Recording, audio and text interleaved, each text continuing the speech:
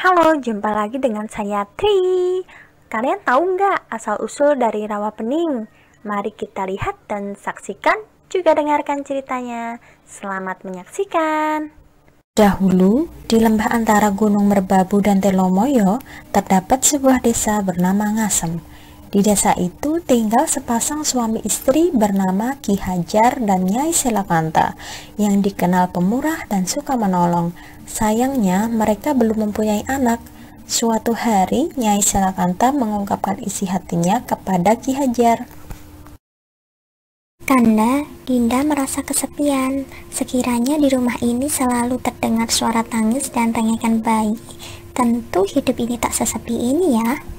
Sudahlah Dinda, barangkali Tuhan belum waktunya memberi kita anak. Iya, Kanda.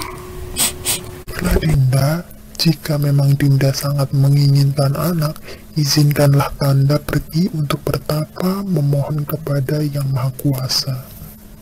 Sudah berbulan-bulan Ki Hajar belum kembali dari pertapaan. Suatu hari, Nyai Selakanta merasa mual dan muntah. Semakin hari perutnya semakin besar. Ia berpikir bahwa ia sedang hamil. Setelah tiba saatnya melahirkan, alangkah terkejutnya bahwa Nyai Selakanta melahirkan bukan seorang bayi, melainkan seekor naga. Walaupun sedikit kecewa dan malu karena warga mengetahui dirinya melahirkan seekor naga. Untuk menutupi hal tersebut, ia berniat mengasingkan Baru Kelinting dan Nyai Selakanta merawatnya dengan sembunyi-sembunyi. Waktu terus berjalan dan Baru Kelinting tumbuh menjadi remaja. Suatu hari dia bertanya kepada ibunya, Ibu, apakah aku mempunyai ayah? Iya, anakku. Ayahmu bernama Ki Hajar. Tapi ayahmu saat ini sedang bertapa di lereng Gunung Telomoyo. Pergilah temui dia dan katakan padanya bahwa engkau adalah putranya. Siapa itu? Maafkan saya Tuan, jika kedatangan saya mengganggu ketenangan Tuan. Kalau boleh tahu, apakah benar ini tempat pertapaan Ki Hajar? Iya, aku Ki Hajar. Tapi bagaimana kamu tahu namaku? Siapa kamu sebenarnya? Mendengar jawaban itu, Baru Kelinting langsung bersembah sujud di hadapan ayahnya. Ia kemudian menjelaskan siapa dirinya. Awalnya Ki Hajar tidak percaya jika dirinya memiliki anak berwujud seekor naga. Ketika naga itu menunjukkan pusaka Baru Kelinting kepadanya, Ki Hajar mulai percaya. Namun ia belum yakin sepenuhnya. Baiklah, aku percaya bahwa kau anak. Sekarang kamu pergilah ke Bukit Tugur untuk bertapa, dan kau akan menjadi manusia kelak. Sementara itu tersebutlah sebuah desa bernama Patok. Desa ini sangat makmur, namun sayang penduduk di sini sangat angkuh. Ketika penduduk desa Patok bermaksud mengadakan merti dusun atau bersih desa, yaitu pesta sedekah bumi setelah panen. Untuk memeriahkan pesta akan digelar berbagai pertunjukan seni dan tari. Berbagai makanan lezat pun disajikan sebagai hidangan bersama dan jamuan untuk para tamu undangan. Untuk itulah para warga beramai-ramai berburu binatang di Bukit Tugur. Sudah hampir seharian mereka berburu, namun belum satu pun binatang yang tertangkap. Ketika hendak kembali ke desa, tiba-tiba mereka melihat seekor naga sedang bertapa.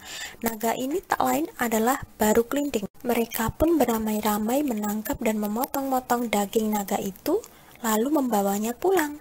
Setiba di desa, daging naga itu mereka masak untuk dijadikan hidangan dalam pesta.